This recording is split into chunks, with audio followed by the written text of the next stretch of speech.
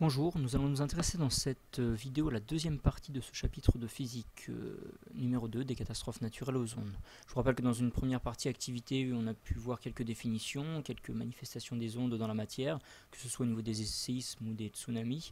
On a synthétisé tout ça dans le grand 2 qui était donc synthèse. On a défini les ondes progressives périodiques et différentes propriétés de ces ondes. Et donc dans un grand 3 que vous allez pouvoir noter, on va s'intéresser à l'acoustique musicale. Tout d'abord, avant de parler d'acoustique musicale, je vous propose, pour ceux qui seraient encore en recherche d'un projet professionnel, d'évoquer certains domaines et métiers dans lesquels on rencontre l'acoustique. Donc je vous laisserai coller ce document et en prendre connaissance par vous-même. Juste, on compte 4 grandes parties: les sciences de la Terre et de l'atmosphère, les sciences de l'ingénieur, sciences humaines et sciences sociales, et les sciences de la vie. Je vous laisserai donc prendre en détail chacune des parties pour ceux qui seraient intéressés. Donc vous allez pouvoir noter un petit 2 niveau d'intensité sonore. Petit 2 niveau d'intensité sonore, donc n'hésitez pas à mettre pause dans cette vidéo pour prendre le temps de noter les différentes choses qui seront à noter. Et donc pour introduire cette partie, je vous propose un petit extrait de... Différentes choses sont évoquées dans cette vidéo. Donc l'intensité sonore I caractérise l'intensité du signal reçu par l'oreille. Elle s'exprime en watts par mètre carré. Donc l'intensité sonore, c'est une puissance sur une unité de surface. Plus la surface va être grande, plus la puissance reçue par cette unité de surface sera petite. Et inversement, plus la surface sera petite, plus la puissance reçue sera grande. L'oreille, quant à elle, peut percevoir des intensités sonores qui ne sont comprises qu'entre I0, 1,010 puissance moins 12 watts par mètre carré, qu'on appelle le seuil d'audibilité, et Imax, qui est égal à 25 watts par mètre carré. Passé cette valeur-là, on arrive dans ce qu'on appelle le seuil de douleur. Et donc on définit une échelle des niveaux acoustiques ou sonores, qui est notée L, donc de level en anglais, qui s'exprime en décibels et qui est reliée directement à l'intensité sonore I. Donc le niveau acoustique L est égal à 10 multiplié par le logarithme décimal de l'intensité sonore du son reçu sur l'intensité correspondant au seuil d'audibilité I0.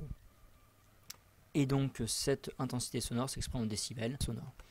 Donc sur ce graphique, on a quelques exemples d'intensité sonore. Donc dans le désert, on a 10 décibels, seuil de perception 20 décibels. Le réacteur d'avion, donc à 100 mètres, correspond à une intensité sonore de 140 décibels. Et donc ce qui est indiqué dans la vidéo, c'est qu'à chaque fois que l'intensité sonore est multipliée par 2, le niveau d'intensité sonore, le level, augmente seulement de 3 décibels. Donc entre 110 et 120 décibels, on a une intensité sonore, le I, évoqué tout à l'heure, qui est multiplié par 10. Et donc entre 110 et 130, on a une intensité sonore qui, elle, est multipliée par 100, etc. Donc entre 100 et 140, on a une intensité sonore qui est multipliée par 10, 100, 1000, 10 000. Donc ce niveau d'intensité sonore doit être connu, la relation doit être connue avec les unités, et on verra en séance d'exercice comment est-ce qu'on peut l'exploiter pour calculer différentes choses. Dans le petit 3 de cette partie du cours, on va s'intéresser à l'analyse spectrale, notamment hauteur et timbre d'un son. Donc cette partie va être traitée en activité expérimentale, au cours de l'activité expérimentale numéro 2. Et donc une synthèse, on va faire ici une synthèse de cette activité expérimentale numéro 2.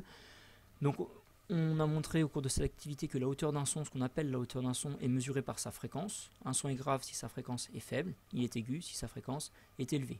Donc on représente sur cet axe une échelle des fréquences. On a en dessous de 20 Hz les infrasons, au-dessus de 20 000 Hz, donc 20 kHz, ce qu'on appelle les ultrasons. Et donc l'oreille humaine peut entendre des sons entre 20 Hz et 20 kHz. Entre 20 Hz et 20 000 Hz, on parle de sons audibles.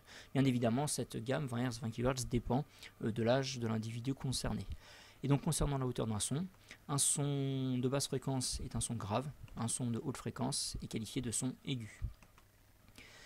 Autre chose mise en évidence lors de cette activité expérimentale, c'est que deux sons de même hauteur peuvent donner des sensations différentes en raison de leur timbre. C'est le cas lorsque l'on joue une même note sur deux instruments différents. Un Do joué avec une guitare ou un Do joué avec un piano ne donne pas la même sensation. Pour vous en convaincre, vous êtes capable de reconnaître la même note jouée par un piano ou jouée par une guitare.